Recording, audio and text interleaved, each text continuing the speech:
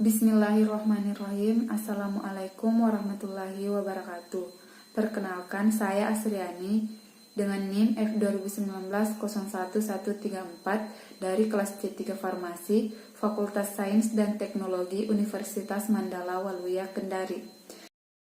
Baik, langsung saja kita ke definisi kanker. Kanker adalah penyakit yang disebabkan oleh pertumbuhan sel-sel jaringan tubuh yang tidak normal, berkembang dengan cepat, tidak terkendali, dan terus membelah diri. Sel kanker tidak akan mati dengan sendirinya. Sel tersebut akan memperbanyak diri hingga jumlah yang sudah tak bisa dikendalikan lagi. Perubahan inilah yang bisa memicu munculnya sel kanker.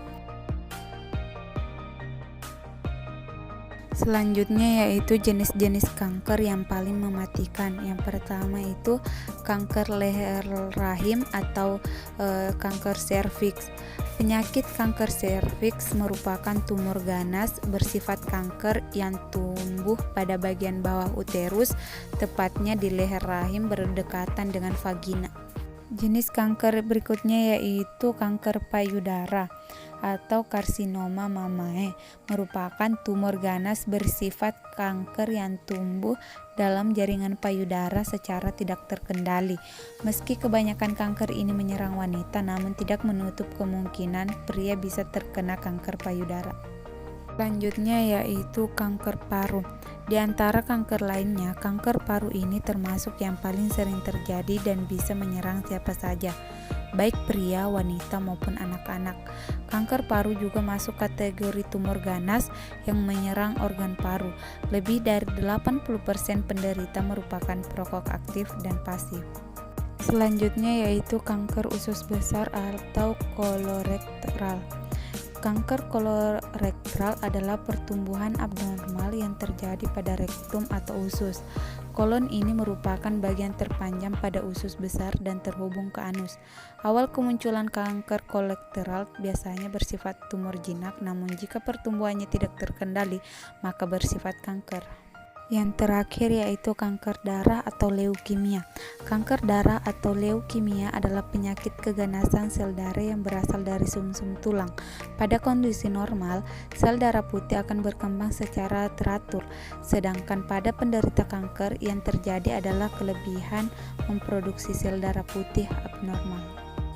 Selanjutnya yaitu penyebab terjadinya kanker secara umum. Yang pertama itu riwayat keluarga.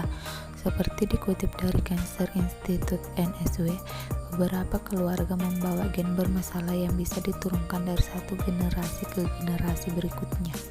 Yang kedua yaitu merokok. Penyebab kanker secara umum yang menyerang paru-paru dan jumlah kanker lainnya adalah paparan bahan kimia yang terkandung dalam rokok tembakau. Penyebab kanker secara umum selanjutnya adalah konsumsi alkohol yang berlebihan. Terlalu banyak minuman beralkohol sering dikaitkan sebagai penyebab kanker hati. Yang keempat itu paparan sinar matahari terlalu sering. Radiasi ultraviolet dari sinar matahari merupakan penyebab melanoma dan jenis-jenis kanker kulit lainnya seperti karsinoma sel basal dan karsinoma sel squamosa. Penyebab kanker secara umum selanjutnya adalah virus dan bakteri. Beberapa jenis virus bisa memicu penyakit kanker jika tidak diobati dengan tepat, misal saja HPV atau human papillomavirus. Virus yang ditularkan lewat hubungan seksual ini bisa menyebabkan kanker serviks. Kegemukan atau obesitas. Kegemukan dan obesitas merupakan penyebab beberapa jenis kanker. Semakin gemuk atau obesitas seseorang, maka semakin besar risiko terkena kanker. Penyebab kanker selanjutnya yaitu pola makan atau diet yang tidak sehat. Misalnya sering makan junk food, mengkonsumsi makanan olahan pabrik setiap hari, terlalu banyak makan makanan mengandung pengawet, terlalu banyak konsumsi gula dan garam, hingga mengonsumsi minyak trans berlebihan. Dan yang terakhir yaitu radiasi nuklir. Radiasi nuklir memang jarang terjadi di era modern seperti sekarang ini, namun bisa dimasukkan sebagai penyebab kanker secara umum. Seperti dikutip dari Detik Health, dokter ahli kanker Dr. Andika Rahman, SPPD, menjelaskan contoh kasusnya yang terjadi beberapa tahun setelah serangan bom Hiroshima pada Perang Dunia Kedua. Warga sekitar kota Hiroshima yang selamat dari ledakan bom kala itu dilaporkan banyak yang mengalami kanker kulit. Selanjutnya ini adalah hallmark of cancer. Selanjutnya yaitu penggolongan obat anti kanker, di mana terdiri dari 6 golongan. Yang pertama yaitu alkylating agents, yang kedua antibiotika, yang ketiga antimetabolit, yang keempat obat hormonal, yang kelima golongan target molekular, dan yang keenam yaitu golongan lain-lain. Selanjutnya yaitu mekanisme kerja dari penggolongan obat tersebut, di mana yang pertama yaitu alkylating agents.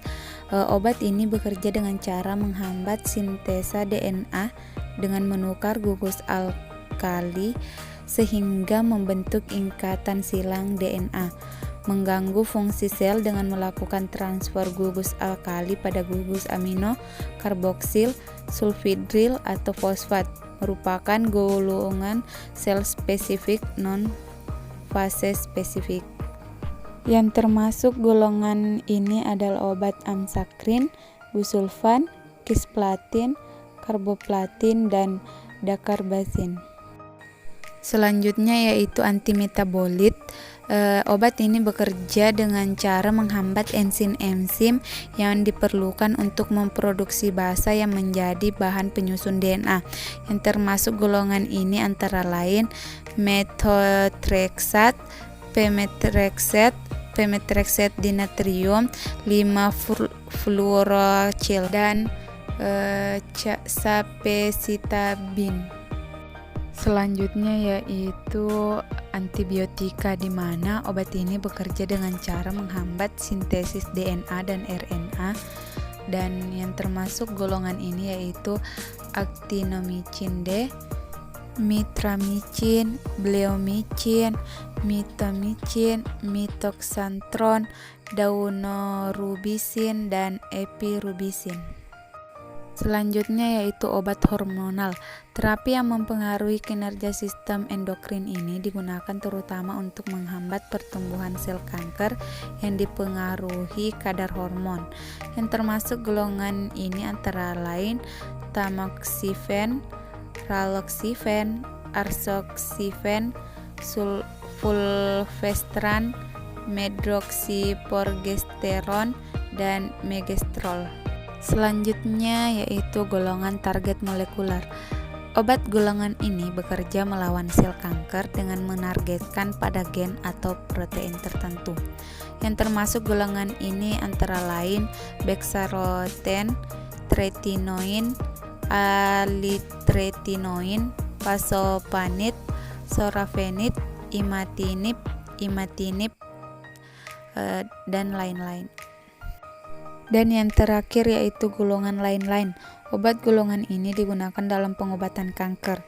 Mekanisme kerja obat ini masih belum bisa dijelaskan secara rinci, akan tetapi obat golongan ini sudah lama digunakan dan terbukti dapat mengobati kanker selama beberapa dekade ini. Porphyrimer sodium merupakan salah satu bagian dari golongan lain-lain ini. Porphyrimer sodium biasanya digunakan untuk terapi biliary tract carcinoma atau BCT. Beberapa penelitian menyebutkan bahwa obat ini aman untuk digunakan, namun untuk efek karsinogen masih belum ada data penelitian terkait karsinogenitas pada porphyrimer sodium. Obat-obat golongan lain-lain yang digunakan antara lain asparaginase, hidroksiurea, dan porphyrimer sodium. Baiklah, demikian yang dapat saya sampaikan mengenai anti kanker. Semoga bermanfaat bagi kita semua. Kurang dan lebihnya mohon dimaafkan, dan terima kasih atas perhatiannya. Wassalamualaikum warahmatullahi wabarakatuh.